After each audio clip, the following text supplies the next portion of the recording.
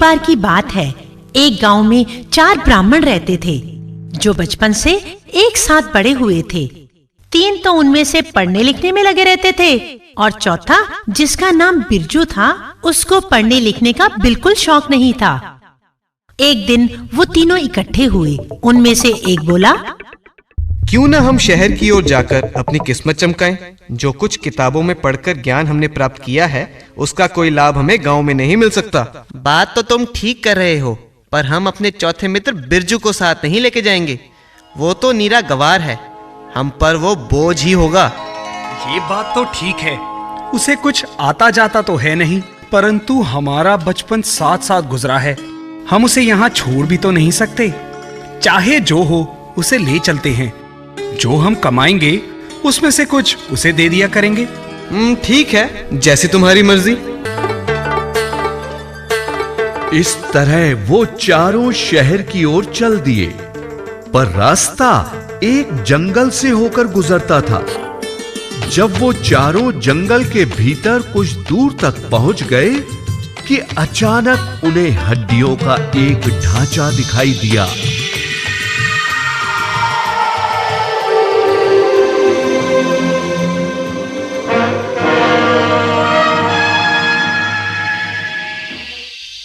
हे भगवान, हो ना हो ये हड्डियां बब्बर शेर की लगती हैं।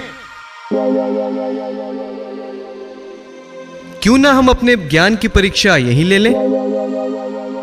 मैं इन हड्डियों को इकट्ठा कर कर कंकाल का रूप दे सकता हूं। अगर तुम कंकाल खड़ा कर दोगे तो मैं उनमें त्वचा व मांसपेशियां भर सकता हूं। अगर तुम दोनों ने अपना काम ठीक से कर दिया तो उस शरीर में जान डाल देने का काम मेरा। अरे मारे गए, कहीं ये पागल तो नहीं हो गए। अगर सचमुच ये हड्डियां शेर की हुई तो अनर्थ हो जाएगा। शांतनु ने हड्डियों को जोड़कर कंकाल बना दिया।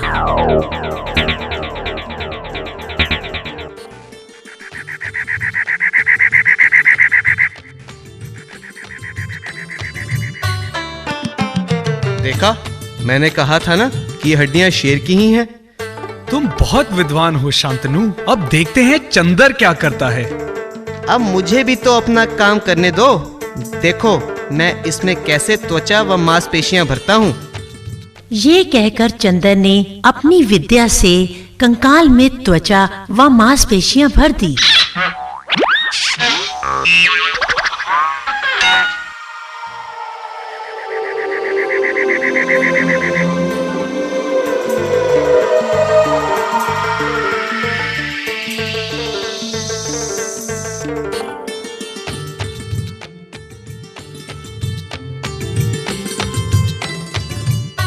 बिरजू, क्या तुम्हें अब नहीं लगता कि तुम्हें भी पढ़ना चाहिए था? वो सब तो ठीक है भैया, परंतु मेहरबानी करके इसमें जान मत डाल देना, वरना हम सब मारे जाएंगे। तू इतना एहसान फरामोश होगा, मुझे नहीं पता था। जानते हो, तुम्हें अपने साथ लेकर चलने के लिए मैंने ही इन्हें मनाया था। लेकिन कुछ नहीं। अब जब मेरी बारी आई अपना ज्ञान दिखाने की, तो तू मुझे रोकना चाहता है। तो ठीक है, जैसी तुम्हारी मर्जी, परंतु मुझे पहले पेड़ पर चढ़ तो लेने दो। जा जा डरपोक जा। बिरजू लपक कर पेड़ पर चढ़ गया।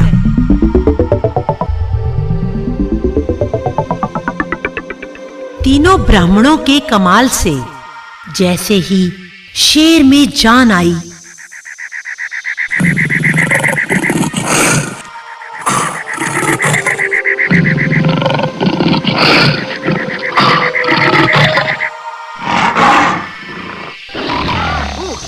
वो तीनों को मारकर खा गया।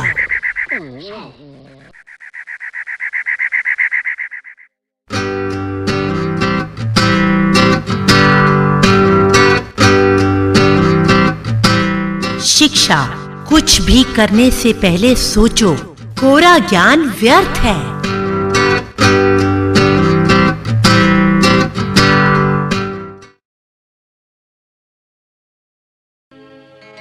महामूर्ख नाई। बहुत समय पहले की बात है। दूर गांव में वीरेंद्र नाम का एक व्यापारी अपनी पत्नी कल्याणी के साथ रहता था। वह बहुत अमीर भी था और दयालु भी। उसके घर मेहमानों का तांता लगा रहता था और वह सभी की खूब आवभगत भी करता था। परंतु एक बार उसे व्यापार में एक बहुत बड़ा घाटा उठाना पड़ा। वह पूरी तरह से कंगाल हो गया। अब तो कोई उसके यहाँ आता भी नहीं था। उसके दोस्तों ने भी उससे मुंह फेर लिया था। हाँ भाई, अब तो मेरे घर में कोई नहीं आता, ना कोई मेहमान, ना कोई दोस्त। पर इसमें उनका भी क्या दोष? अगर अब वो यहाँ आए भी तो मैं उन्हें दे ही क्या सकता हूँ। पर जब मेरे पास धन था, क्या नहीं किया मैंने। अरे मेरी शराफत, दयालुता, मेहमानों के प्रति सत्कार सब व्यर्थ हो गया। बिना धन के किसी की क्या दशा हो सकती है, ये अब मुझसे ज्यादा कोई नहीं जान सकता। मैं तो अब बेकार हूं। मुझे जीने का क्या अधिकार है? मेरा मर जाना ही बेहतर है। पर अब तो मुझे नींद आ रही है। सुबह देखेंगे क्या करना है। व्यापारी को यह सोचते सोचते नींद आ गई और उसने स्वप्न में देखा कि एक भिक्षु उसे बता रहा था।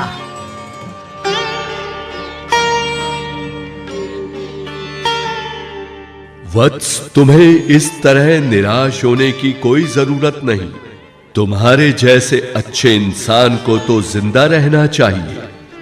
जब तुम सुबह उठोगे तो मैं तुम्हारे दरवाजे पर इसी रूप में प्रकट होऊंगा। मेरे सिर पर तुम जोरदार डंडा दे मारना। मैं शुद्ध स्वर्ण की मुद्राओं में तब्दील हो जाऊंगा। तुम्हें इतना धन प्राप्त हो जाएगा कि तुम सारी जिंदगी खर्च करते रहोगे तो भी समाप्त ना होगा। अगली सुबह जब वह सोकर उठा, अरे क्या अजीब स्वप्न था। क्या ये सच हो सकता है? नहीं नहीं, स्वप्न भी कहीं हकीकत में बदलते हैं। कल्याणी से जिक्र नहीं करना चाहिए, वरना वो भी मेरा मजाक उड़ाएगी। अचानक दरवाजा खटका। अरे कोई दरवाजे पर है। कल्याणी, जरा दरवाजा खोलना तो। नाई आया होगा, और सुबह सुबह कौन आएगा?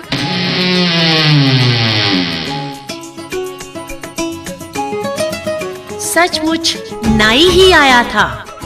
नाई ने वीरेंद्र की दाढ़ी बनानी शुरू ही की थी कि दरवाजा फिर खटका। ठहरो, फिर कोई दरवाजे पर है। अब की मैं ही इसे खोलता हूँ। जैसे ही दरवाजा खुला, सामने वही स्वप्न वाले भिक्षु को देख उसके मुंह से निकला, असंभव, ये तो वही भिक्षु महाराज हैं जिन्हें मैंने स्वप्न में देखा था। आइए श्रीमान, आपका स्वागत है। और फिर देखते ही देखते वीरेंद्र ने एक डंडा उठा लिया और उस भिक्षु के सिर पर दे मारा। भिक्षु सोने की मुद्राओं में तब्दील हो गया। सभी हैरान रह गए। अरे ओ भगवान, मुझे तो यकीन ही नहीं हो रहा कि हम फिर से मालामाल हो गए हैं। शुक्र है परमात्मा का कि बुरे दिनों का अंत हो गया। मन ही मन वह सोचने लगा कि क्यों ना इस नाई को थोड़ा सा हिस्सा दे दूं, ताकि वह लोगों के आगे मुंह ना खोले।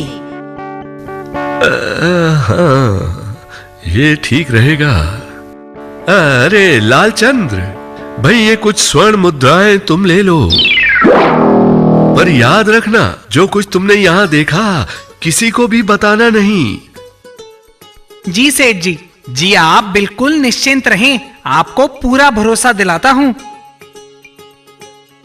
अब लालच से भरा नाई अपने घर जा रहा है और सोच रहा है, तो ये भिक्षु ही स्वर्ण मुद्राओं में बदल जाते हैं।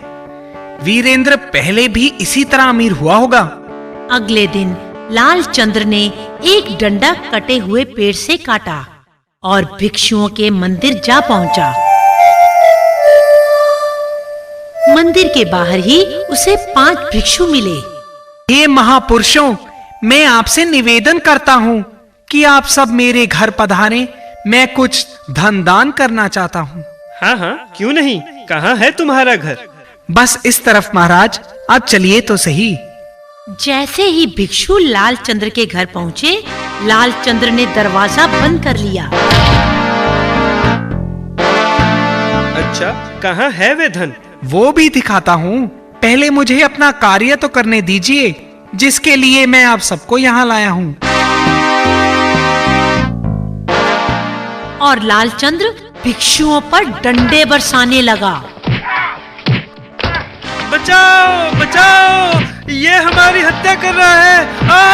अरे ये पागल है, कोई तो बचाओ बचाओ।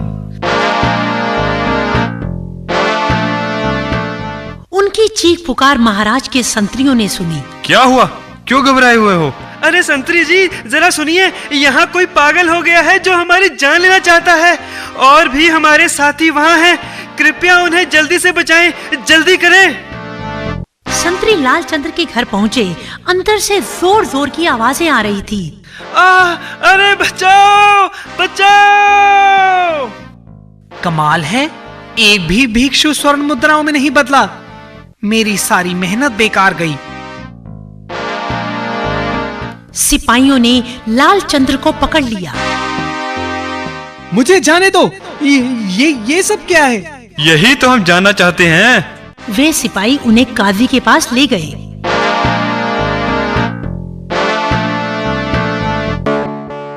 आओ मियाँ, तो तुम हो वो पागल जो बेचारे भोले भाले भिक्षुओं की हत्या कर रहा है। अरे भाई, तुमने ये सोच भी कैसे लिया कि हमारे जैसे काजी के होते हुए तुम ये सब कर सकते हो, हैं?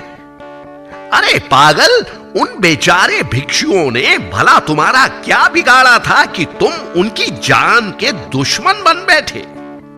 परंतु मुझे भी तो अमीर बनना है, और मैं करता भी तो क्या।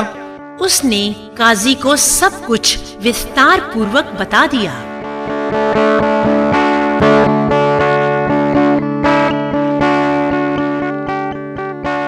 हैं? ऐसा भी कहीं होता है क्या? हमें विश्वास नहीं होता। अरे सिपाही, उस व्यापारी वीरेंद्र को यहाँ पेश करो। जल्दी ही वीरेंद्र भी काजी के पास पहुंच चुका था। आओ भाई व्यापारी वीरेंद्र। अरे ये लालचंद्र नाई है, क्या तुम इसे जानते हो? जी श्रीमान। देखो व्यापारी वीरेंद्र, ये कहता है कि इसने तुम्हें एक भिक्षु को मारते हुए देखा था। तो बताओ, क्या ये सही है? श्रीमान, मैंने उसे नहीं मारा, पर हो सकता है कि लालचंद्र को ये इसी तरह महसूस हुआ हो, क्योंकि कोई भी इस घटना से यही मतलब निकाल सकता था। वीरेंद्र ने काजी को जो जो हुआ सब विस्तार कह सुनाया। ओह, तभी मेरे वाला कोई भी भिक्षु स्वर्ण मुद्राओं में नहीं बदला। ओह, मैं भी कितना मूर्ख हूँ, बिना सोचे समझे ऐसा कदम उठा बैठा। अरे नाई लालचंद्र, अरे हम कोई ऐसे वैसे काजी नहीं हैं। अरे तुम हमें जानते नहीं हो, हम बहुत सख्ती वाले काजी हैं।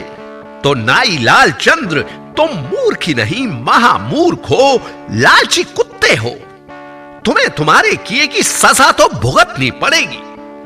सिपाहियों, डाल दो इस बेवकूफ को सलाखों के पीछे। आखिर हम कोई ऐसे वैसे काजी नहीं है।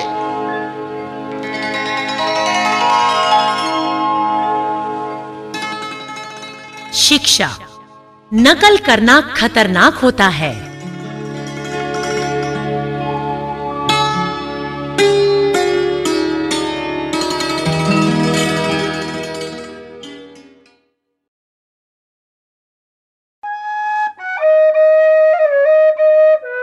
सांप और चूहा।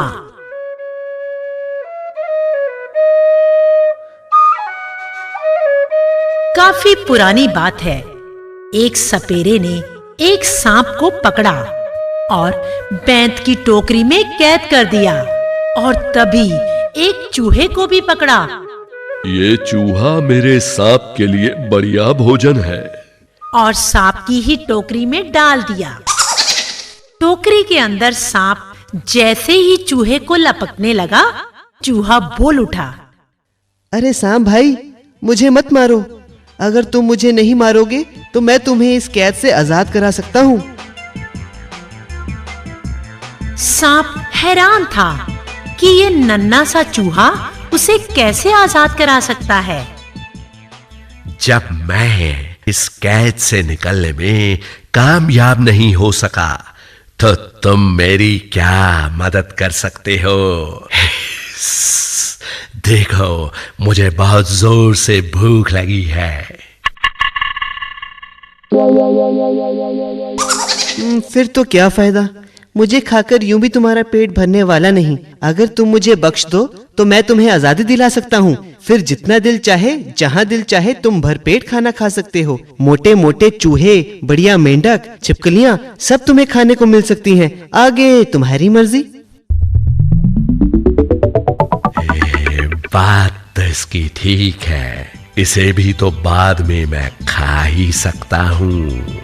ठीक है, तो बताओ तुम मेरी कैसे मदद करोगे? अगर तुम्हारी बात ठीक निकली तो मैं तुम्हें नहीं खाऊंगा शायद। मैं तुम्हारे सिर पर बैठकर एक मंत्र का उच्चारण करूंगा। बस तुम्हें अपनी आंखें बंद करनी होंगी। बस इतना ही? हाँ, जब मंत्र पूरे हो जाएंगे मैं तुम्हें बुलाऊंगा, परंतु याद रहे तब तक ना तुम आंखें खोलोगे और ना ही हिलोगे जुलोगे, समझे? ठीक है, जैसे तुमने कहा मैं वैसा ही करने को तैयार हूँ, परंतु बाहर निकलकर मेरी प्रतीक्षा करना। सांप ने अपनी आंखें बंद कर ली। चूहा सांप के सिर पर चढ़ गया। जल्दी जल्दी वह पिटारी को अंदर से कुतरने लगा। वहां पर एक बड़ा सा छेद हो गया। चूहे ने झट से वहां से छलांग लगाई और रफू चक्कर हो गया। और थोड़ी देर बाद सांप ने अपनी आंखें खोली और वह भी छिद्र में से नीचे सरक लिया। आजादी का भी अपना मजा है तो, पर अभी तो भूख बहुत सता रही है। अरे वो मूर्ख कहाँ गया? शैतान शायद भाग गया है। जाएगा कहाँ? अभी ढूंढता हूँ उस नटखट शैतान को।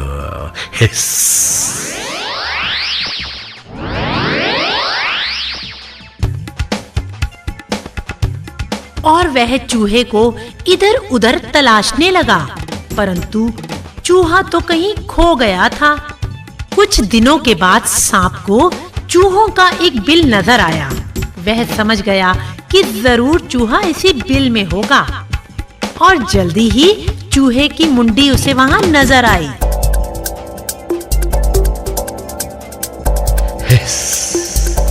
ये धोखेबाज यहाँ है। अब ये मुझसे बचकर कहाँ जाएगा? अबे ओ चूहे, तुम मुझे धोखा देकर कहाँ भाग गए थे? हिस, अब बाहर आओ ना, क्यों सता रहे हो? हिस, हम तो पुराने मित्र हैं। हिस। मित्र और तुम क्या कहते हो? कहीं ये मुमकिन है? ये तो हम दोनों जानते हैं कि हमें मित्रता हो ही नहीं सकती। उस दिन तो तुम भी मजबूर थे और मैं भी, इसीलिए दोस्ती का सारा नाटक हुआ। मैं तो अपनी जान बचाने के लिए मित्रता का ढोंग कर रहा था। दोस्ती हमेशा बराबर वालों में हो सकती है। कहाँ तुम इतने बलशाली और कहाँ मैं इतना कमजोर। हम कभी मित्र नहीं हो सकते। जाओ बाबा, माफ करो। ये तो बहुत समझदार है। इसे झांसा देना अब मेरे बस की बात नहीं। आए, मुझे कहीं और अपना भोजन तलाश करना चाहिए। हिस, हिस।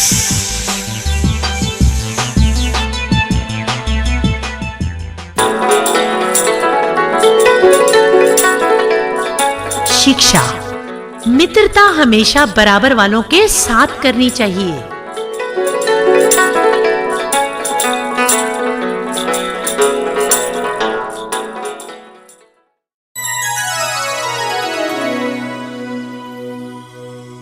एक बार एक किसान के हाथ ऐसी मुर्गी लगी जो रोज एक सोने का अंडा देती थी। वो उसे बेचकर खूब धन इकट्ठा करता था और नई नई वस्तुएं अपने परिवार के लिए लेकर आता। धीरे धीरे वह गांव में सबसे अमीर हो गया। नया घर, कई घोड़े, बहुत सारे खेत, गाय भैंसों का अब वह मालिक हो गया था। एक बार उसने सोचा, मुर्गी रोज एक ही अंडा पैदा करती है।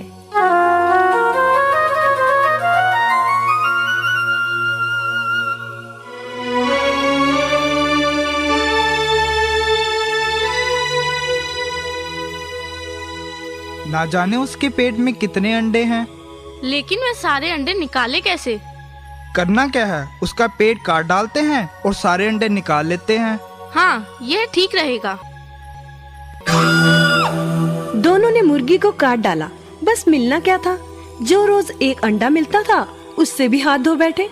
तो बच्चों, इसीलिए कहते हैं लालच बुरी बला है।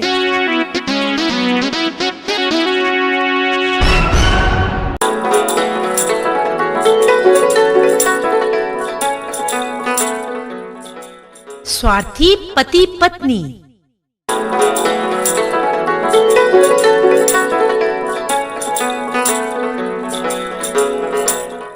एक नदी के किनारे एक छोटा सा गांव था।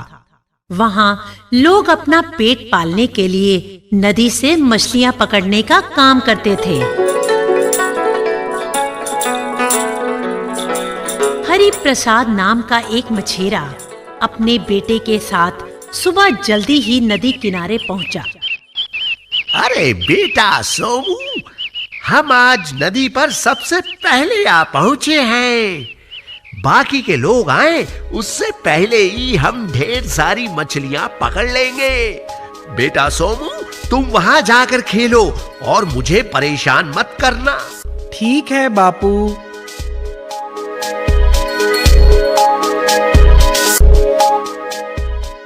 हरि ने अपना कांटा निकाला और पानी में डाल मछली के फंसने का इंतजार करने लगा। जल्दी ही कांटे का हुक कहीं फंस गया। अरे, आज तो इतनी जल्दी मछली फंस गई है। उसने जोर से कांटे को खींचा।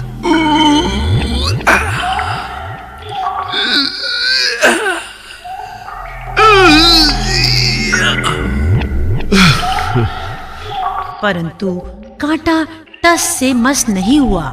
लगता है आज कोई बड़ा शिकार हाथ लगा है। लोगों को यहाँ आने से रोकना पड़ेगा। ये सोचते हुए उसने सोनू को आवाज दी। बेटा सोमू। हाँ बापू। जा माँ को बोल, एक बहुत बड़ी मछली हाथ आई है। वो बहुत भारी है, मुझे उसे निकालने में थोड़ी देर हो जाएगी। और माँ को बोलना कि लोगों को यहाँ आने से रोके, वरना सभी लोग हिस्सा मांगने लगेंगे। जा बेटा, जल्दी जा। अच्छा, जाता हूँ बापू।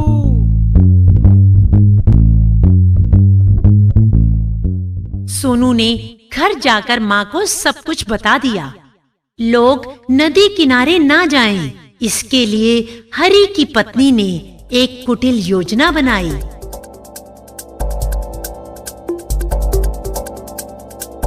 ए शीला, मैंने अपनी सबसे सुंदर नीली साड़ी यहाँ सूखने को डाली थी। कहाँ गई? मुझे तो लगता है कि तूने ही उड़ाई होगी। कल शाम मैंने तुझे यहाँ मंडराते हुए देखा था। पिछली बार तूने मेरे बर्तन चुरा लिए थे और इस बार कपड़े। क्यों? तू हमें बर्बाद करना चाहती है? शीला तो हैरान रह गई। उस पर चोरी का आरोप जो लगाया जा रहा था वह भी चुप ना रही। पागल हो गई है क्या तू? मुझे क्या पड़ी है जो तुम्हारी वस्तुएं चोरी करूं? बड़ी आई सेठानी, हम क्या तुम्हें चोर लगते हैं? जल्दी ही सारा गांव इकट्ठा हो गया। किसी का भी ध्यान आज मछली पकड़ने की तरफ नहीं था। यही तो झगड़े का प्रयोजन था। तभी वहां नदी पर हरी थक हार गया था।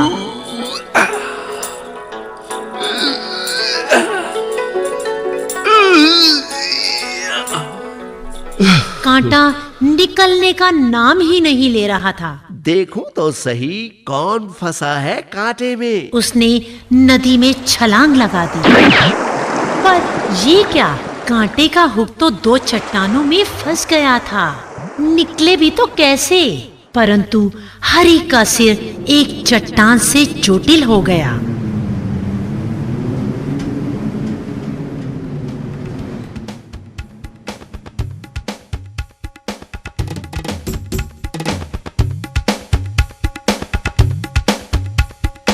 और उधर गांव में हरिप्रसाद की पत्नी और शीला का झगड़ा बढ़ चला था।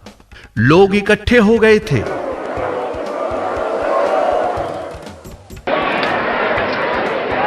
झगड़े को निपटाने के लिए सरपंच को बुलाया गया। गांव का सरपंच लोगों से पूछ रहा था। हाँ भाई, तो क्या शीला के घर से निकला चोरी का सामान? नहीं श्रीमान, शीला के घर उसके सामान के अलावा किसी और का कोई सामान नहीं है। इसका मतलब है मचुरन ने शीला पर झूठा इल्जाम लगाया है। इसे इसकी सजा मिलनी ही चाहिए। देखो, तुमने शीला को बदनाम करने की कोशिश की है।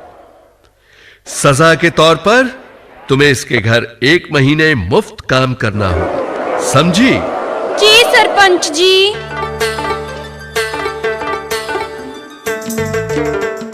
पत्नी रोते हुए घर पहुंची तो देखा हरि भी दर्द का मारा पछता रहा था। मैं मूर्ख हूं जो तुम्हें भी अपने साथ मूर्खता करने के लिए शामिल कर लिया। मुझे माफ कर दो, हम दोबारा ऐसी गलती कभी नहीं करेंगे।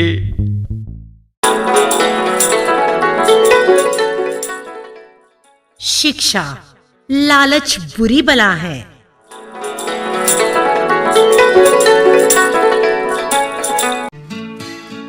आधा आधा।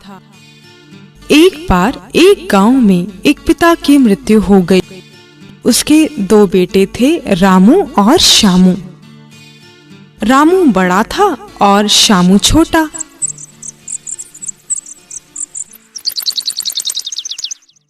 हाँ भाई श्यामू, बंटवारा तो देखो सब हो ही चुका है। मात्र 2 वस्तुएं ऐसी और हैं जिनका बंटवारा होना बाकी है। एक है कंबल और दूसरी अपनी भैंस। ठीक है भाई। क्योंकि भैंस का बढ़िया वाला अगला हिस्सा मैं तुम्हें दे रहा हूँ, इसलिए रात को कंबल मेरे पास रहा करेगा और दिन भर के लिए तुम उसका प्रयोग करोगे। तुम्हें पता ही है मैं लेन देन में सदा से ही ईमानदार हूँ। ठीक है ना भाई? हाँ भाई, आप ठीक कहते हो। अगले दिन सुबह भैंस की आवाज सुनाई दी। श्यामू, हो श्यामू। हाँ भाई। अरे तुम्हें सुनाई नहीं दे रहा है क्या? भैंस भूखी है, उसे चारा डाल दो। क्या यह मेरा जिम्मा है? और नहीं तो क्या, भूल गए? अगला भाग तुम्हारा है। ओह हाँ। श्यामू भैंस को चारा डालने लगा और फिर तभी बड़ा भाई रामू आया और भैंस का दूध दोहने लगा। तो क्या मुझे थोड़ा दूध मिलेगा? नहीं, ये पिछला भाग मेरा है, समझे? लेकिन चारा तो मैंने, इसलिए मुझे भी दूध मिलना चाहिए। नहीं, ये नहीं होगा।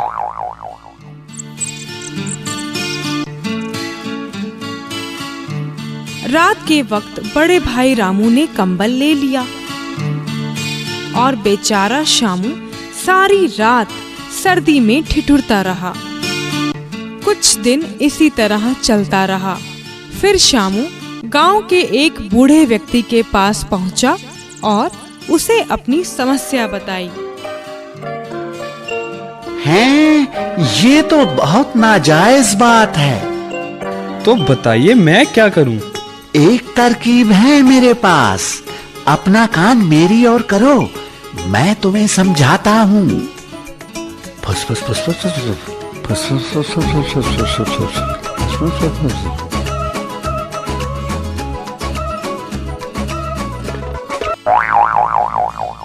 अगले दिन सुबह जब रामू दूध दोहने लगा, शामू आया और उसने भैंस के सर पर डंडा दे मारा। भैंस ने रामू को जोर की लात मारी, सारा दूध भी बिखर गया। आह! ओए, अबे ओ मूर्ख, ये क्या किया? कुछ नहीं भाई, मैं तो भैंस के अपने वाले भाग के साथ खेल रहा था। अगर आपके वाले पिछले भाग ने आपको चोट पहुंचाई हो तो उसमें भला मैं क्या कर सकता हूँ? इसमें मेरा तो कोई दोष नहीं। हैं? जब रात हो आई, भाई ये रहा आपका कंबल, इसे मैं आपके बिस्तर पर रख रहा हूँ। ठीक है, रख दो। जब रामू ने देखा, कंबल तो बिल्कुल गीला था। ये तुमने क्या किया? कंबल तो बिल्कुल भीगा हुआ है। मैंने शाम को इसे धो दिया था। हे भगवान! भाई शामू, ठीक तो यही रहेगा कि दोनों वस्तुएं हम बारी बारी से, यानी एक दिन मैं और एक दिन तुम इस्तेमाल कर लिया करेंगे। ठीक है ना भाई? ठीक है भाई, जैसा आप कहें। करोड़ीमल। बहुत सालों हुए भारत के किसी गांव में करोड़ीमल नाम का अमीर परंतु कंजूस आदमी रहा करता था। एक बार जब वह कहीं दूर से अपने घर वापस आ रहा था, रास्ते में उसने एक लंबा खजूर का पेड़ देखा, जहां बहुत ऊंचाई पर रसदार पकी हुई खजूर लटक रही थी। वह सोचने लगा, कितने बढ़िया खजूर यहाँ लटक रहे हैं। यदि मैं किसी तरह इन तक पहुंच जाऊं तो बिना खर्च इतने बढ़िया फल खाकर मजा आ जाएगा। पेड़ तो वह पहले भी कई बार चढ़ चुका था, इसलिए वह पेड़ पर धीरे धीरे चढ़ता गया।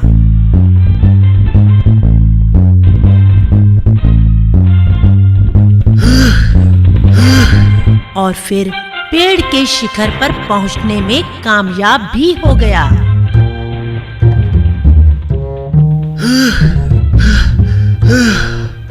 आखिर मैं यहाँ पहुंच ही गया। उसने हाथ आगे बढ़ाकर कुछ खजूर तोड़ लिए, लेकिन जैसे ही उसकी नजर जमीन पर पड़ी, वो घबरा गया।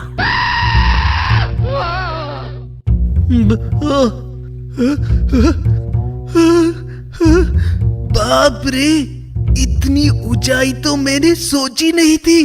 अगर कहीं मैं फिसल गया और जमीन पर जा गिरा तो मेरा तो कचूमा निकल जाएगा। कितना बेवकूफ हूं। उसके हाथ पांव कांपने लगे। हे प्रभु राम, मेरा जीवन अब तेरे ही हाथ है। तू ही मुझे बचा सकता है। अगर मैं सही सलामत जमीन पर पहुंच गया तो पूरे 1001 ब्राह्मण को भोजन करवाऊंगा। राम राम राम राम राम राम राम राम। उसने अपनी आंखें बंद कर ली और राम राम रटते हुए धीरे धीरे नीचे सरकने लगा। राम राम राम राम राम राम राम राम राम। जब उसे लगा आधी उतराई कर ली तो बोला, डर के मारे मैं कुछ ज्यादा तो नहीं बोल गया। मेरे ख्याल से 501 ब्राह्मणों को भोजन करवाना ही काफी होगा। करोड़ी मल जब और नीचे उतर आया तो राम राम राम राम राम राम राम राम।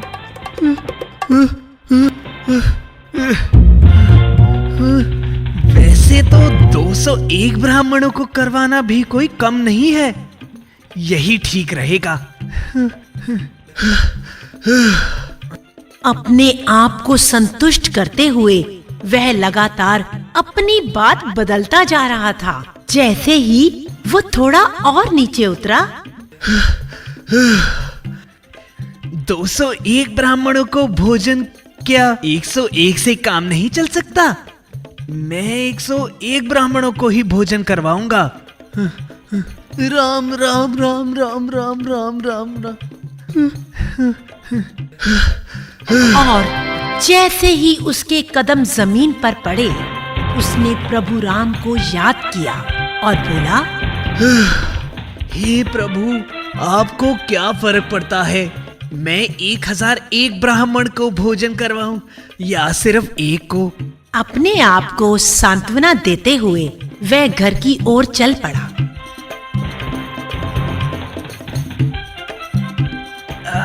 चलो अच्छा ही हुआ, मैंने एक ही ब्राह्मण को भोजन करवाने के लिए प्रभु से कह दिया है, वरना बहुत खर्चा हो जाता। आखिर वह घर पहुंचा। अगले दिन उसने एक ब्राह्मण की खोज शुरू कर दी जो कम खाता हो। आखिर उसने चंदू लाल को न्योता भेज दिया, क्योंकि चंदू लाल की खुराक बहुत कम जो थी। अगले दिन जब वह काम पर जाने लगा, उसने अपनी पत्नी लता से कहा, सुनती हो, आज मैंने चंदूलाल ब्राह्मण को खाने का न्योता दिया है, उसे पूरी तरह संतुष्ट करके भेजना। ठीक है, मैं सब संभाल लूंगी, तुम निश्चिंत होकर काम पर जाओ। चंदूलाल करोड़ी मल के घर के बाहर छुपा सब देख रहा था। जैसे ही करोड़ी मल घर से निकला, चंदूलाल उसके घर जा धमका। मैं यहीं पास से गुजर रहा था, क्योंकि मुझे आज यहाँ भोजन पान के लिए आना है। मैंने सोचा क्यों ना आप पसंद की चीजें आपको बताता जाऊं। उसने लता को एक लंबी सी लिस्ट पकड़ा दी, जिसमें उसने अपनी पसंद की सभी वस्तुओं का उल्लेख किया हुआ था। ठीक है पंडित जी, आप समय पर घर आ जाएं। सारा सामान मैं मंगवा कर रखूंगी। धन्यवाद। दोपहर के भोजन के लिए चंदूलाल आ पहुंचा। उसके लिखे अनुसार सारा सामान पहले से तैयार रखा था। लता ने आदर पूर्वक चंदूलाल को बिठाया। बैठकर चंदूलाल ने अपने साथ लाया हुआ केले का पत्ता वहां बिछा दिया और उसने भगवान को भोग के नाम से सभी वस्तुओं का एक एक पीस उस पत्ते पर रख दिया और बोला, बेटी, भगवान का भोग तब तक पूरा नहीं होता जब तक एक सोने का सिक्का उन्हें भेंट ना किया जाए। लता ने एक सोने का सिक्का उसे दे दिया, क्योंकि ये सब प्रयोजन उसके पति की रक्षा के लिए जो हो रहा था। चंदू मन ही मन मंत्रों का उच्चारण करने लगा।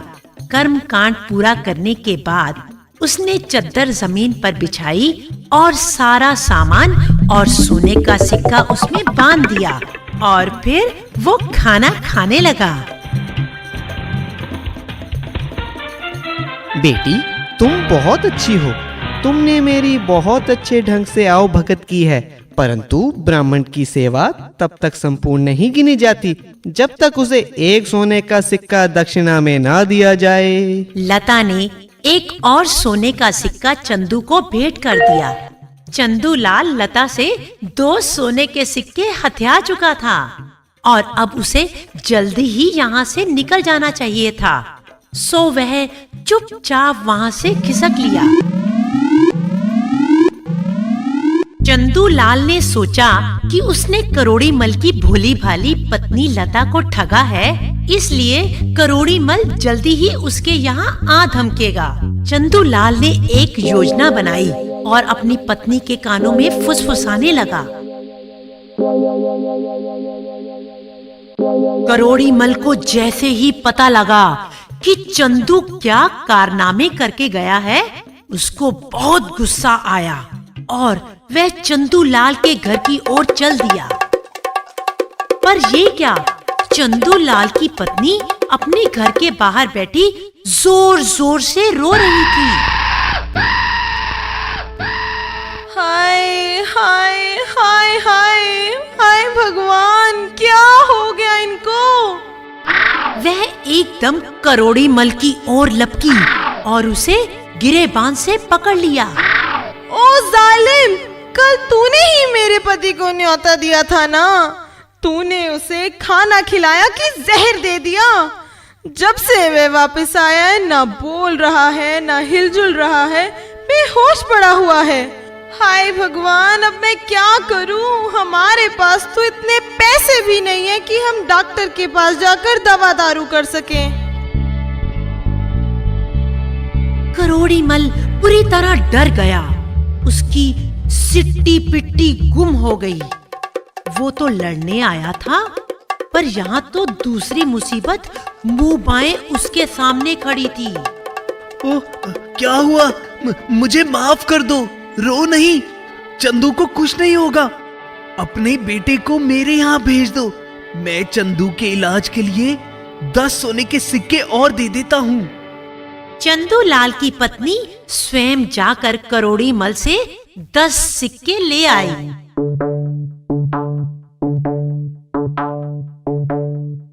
डरा हुआ करोड़ी मल प्रभु राम से प्रार्थना कर रहा था। हे प्रभु, अब अगर चंदू को स्वस्थ कर दे और मुझे बचा ले, तो अब की मैं जरूर 1001 ब्राह्मणों को भोजन करवाऊंगा।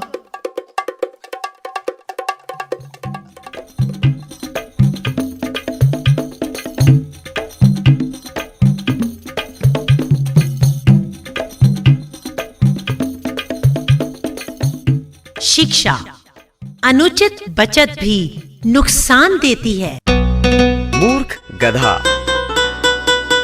एक समय की बात है, किसी कस्बे में एक धोबी रहता था। एक रात जब वह सो रहा था, एक चोर उसके घर के पिछवाड़े में आ घुसा।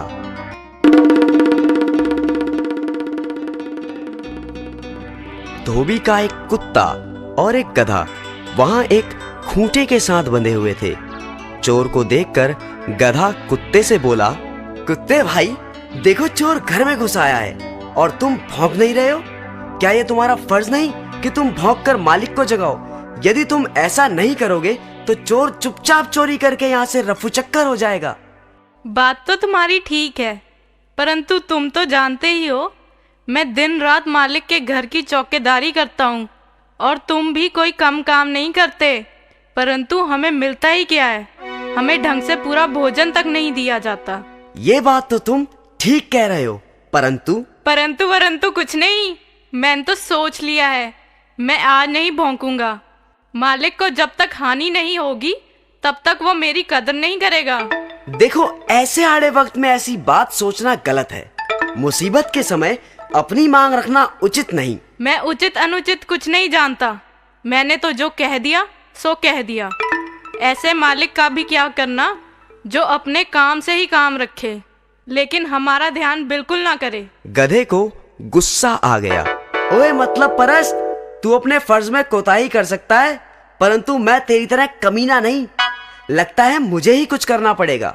और गधा जोर जोर से रैंकने लगा। गहरी नींद में सोए हुए धोबी की नींद गधे के रैंकने की आवाज से खुल गई। वो गुस्से से बिस्तर से उठा और जाकर लाठी से गधे को जोर जोर से पीटने लगा। पिटाई इतनी बुरी तरह से हुई कि कमजोर गधे ने वहीं अपने प्राण त्याग दिए। तो बच्चों, समझे कुछ?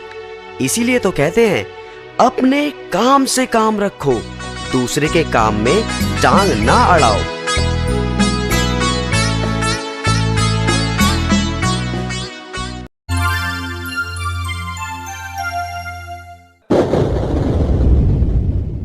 एक गांव में दो भाई अपने अपने परिवार के साथ रहते थे। एक भाई अमीर था तो दूसरा गरीब। दिवाली आई, सारे गांव में खुशियां मनाई जा रही थी।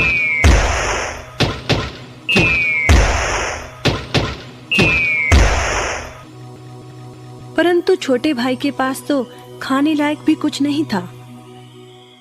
वह बड़े भाई के पास मदद मांगने गया। बड़े भाई ने दुत्कार कर बैरंग वापस भेज दिया। बेचारा उदास लौट रहा था कि रास्ते में एक बूढ़ा दिखाई दिया। बूढ़े के पास लकड़ियों का एक बड़ा सा गट्ठर था।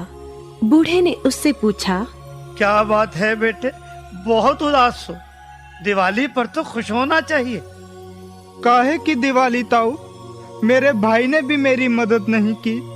मेरा परिवार भूखों मर रहा है और मैं कुछ नहीं कर पा रहा। यदि तुम मेरी मदद करो, इन लकड़ियों के गट्ठर को मेरे घर पहुंचा दो, तो मैं तुम्हें जो दूंगा उससे तुम अमीर हो जाओगे। छोटा बूढ़े के पीछे चलता हुआ लकड़ियों के गट्ठर को उसके घर छोड़ आया। बूढ़े ने छोटे को एक मालपुआ दिया और बोला, जंगल में जाना, एक जगह अजीब तरह के 3 पेड़ तुम्हें दिखेंगे, जिसके पास एक चट्टान होगी। ध्यान से देखोगे तो चट्टान के कोने में तुम्हें एक गुफा का एक मुंह दिखेगा। गुफा में चले जाना, वहां 3 बौने रहते हैं। मालपुआ उन्हें बहुत पसंद है, वैसे किसी भी कीमत पर छोड़ेंगे नहीं। तुम उनसे धन नहीं मांगना, बल्कि कहना मुझे पत्थर की चक्की दे दो। छोटा भाई गुफा में जा पहुंचा। उसके हाथ में मालपुआ देखकर एक बौना बोला, ये मुझे दे दो, मैं तुम्हें इसके बदले में जो कहोगे दे दूंगा। छोटा बोला, मुझे बस अपनी पत्थर की चक्की दे दो। चक्की लेकर छोटा जैसे ही चलने लगा, बौना बोला, इसे मामूली चक्की ना समझना। इसे घुमाने पर तुम जो मांगोगे इसमें से निकलता रहेगा। इच्छा पूरी होने पर इस पर लाल रंग का कपड़ा डाल देना, सामान बनना बंद हो जाएगा। चक्की लेकर छोटा भाई घर पहुंचा। पत्नी और बच्चे भूखे थे। उसने कहा, यहाँ पर एक कपड़ा बिछाओ।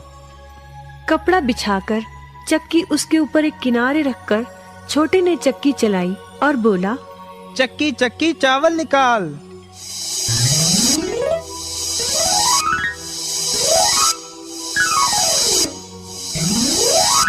बस चावलों का ढेर लगना शुरू हो गया।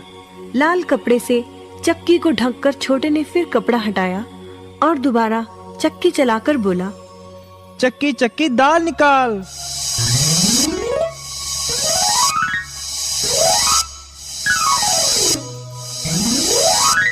ढेरों दाल निकलती रही। थोड़ी देर बाद छोटे ने चक्की को ढक दिया।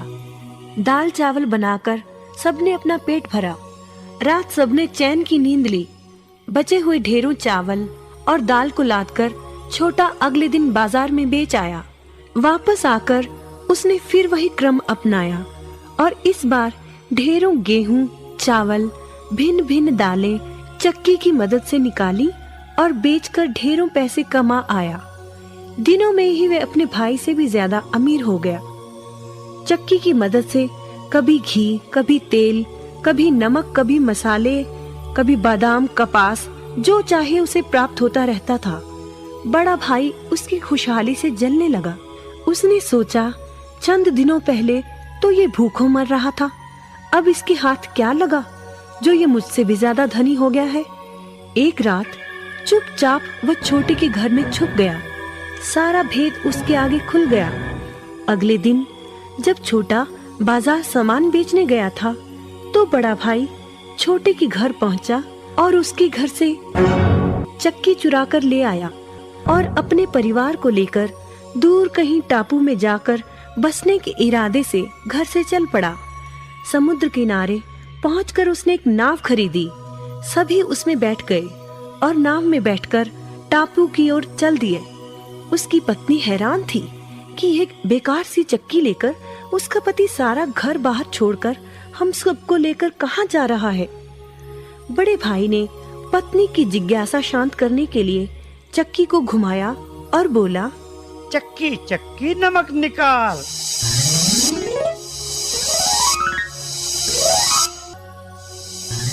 बस फिर क्या था, नमक का ढेर नाव में लगना शुरू हो गया और नाव डूबने लगी।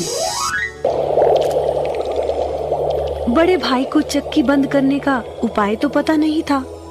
उन सब की जल समाधि बन गई। सभी चक्की समेत समुद्र में डूब गए। कहते हैं कि चक्की अब भी घूम रही है, तभी तो समुद्र का पानी खारा है। शिक्षा, लालच बुरी बला है।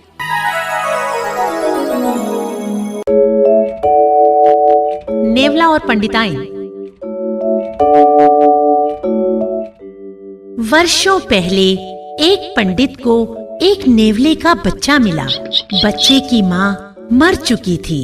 पंडित ने उसे अपने हाथों में उठा लिया और बोला, कितना सुंदर बच्चा है नेवले का। ले ले ले ले ले ले ले ले ले ले। बेचारे बच्चे, मैं तुम्हें पालूंगा।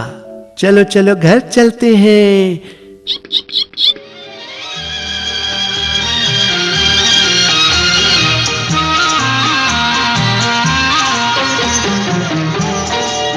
और पंडित उसे अपने घर ले आया। पंडित का अपना एक छोटा बच्चा भी था। वह पत्नी से बोला, अरे भगवान, ये लो एक नेवले का छोटा सा बच्चा, कितना प्यारा है। बेचारा अकेला था, इसकी माँ मर गई थी, इसलिए मैं इसे यहाँ ले आया हूँ। आज से हम इसको मनकू कहकर बुलाया करेंगे। समझी कि नहीं? यह तो ठीक है, परंतु ये तो जंगली जानवर है और हमारे घर में है छोटा बच्चा। ना बाबा ना। अरे देख तो सही, इस मासूम को कितने प्यार से तुम्हारी ओर देख रहा है। इसे भी अपना बच्चा समझो। प्यार देने से हमेशा प्यार मिलता है। समझी कि नहीं? ठीक है, जैसे तुम्हारी मर्जी। पर क्या ये हमें सचमुच नुकसान नहीं पहुंचाएगा? नहीं भगवान, बिल्कुल नहीं। फिर तो ठीक है, मैं इसका भी पालन पोषण अपने मुन्ने की तरह करूंगी। नेवला मनकू मुन्ने के साथ साथ पलने लगा और जल्दी ही वह बड़ा भी हो गया। उसके दांत भी नुकीले हो गए। परंतु वह मुन्ने के साथ हंसता खेलता रहता।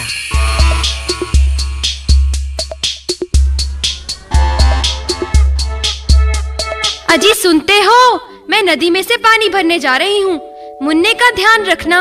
अरे भगवान, मनकू है ना उसके पास, तुम क्यों चिंता करती हो? ठीक है, मैं मनकू को भी अपना बच्चा समझती हूँ, लेकिन है तो वह एक जंगली जानवर ही ना।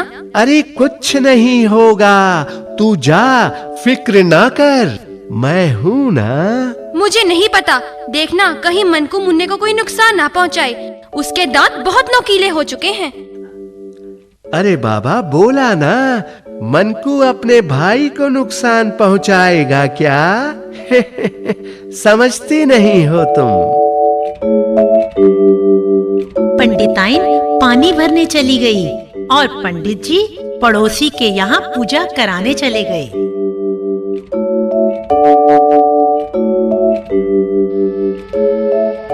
जैसे ही पंडित जी घर से निकले, उधर ही कहीं से एक सांप आ गया और वह मुन्ने की तरफ बढ़ने लगा।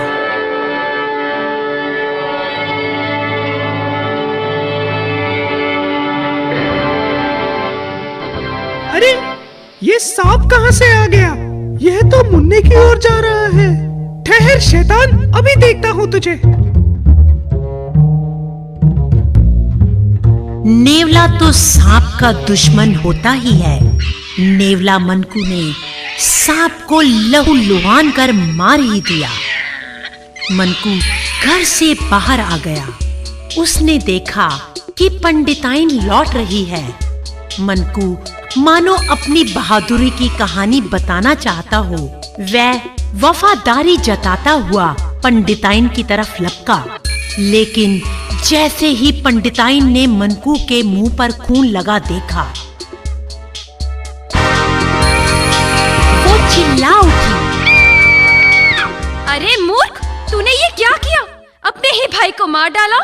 अरे ना शुक्रे, ये ले। ये कहते हुए उसने पानी से भरी हुई गागर मनकू के मुंह पर दे मारी। हे भगवान, मेरा बच्चा! मैं क्यों नेवले को पालने में राजी हो गई?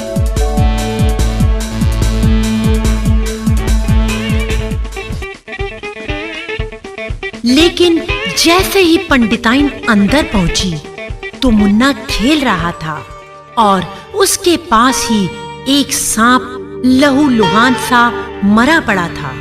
ये देख उसे सब समझ में आ गया और फिर उसे बहुत दुख हुआ। वह फूट फूट कर रोने लगी। हे भगवान, मैंने ये क्या किया?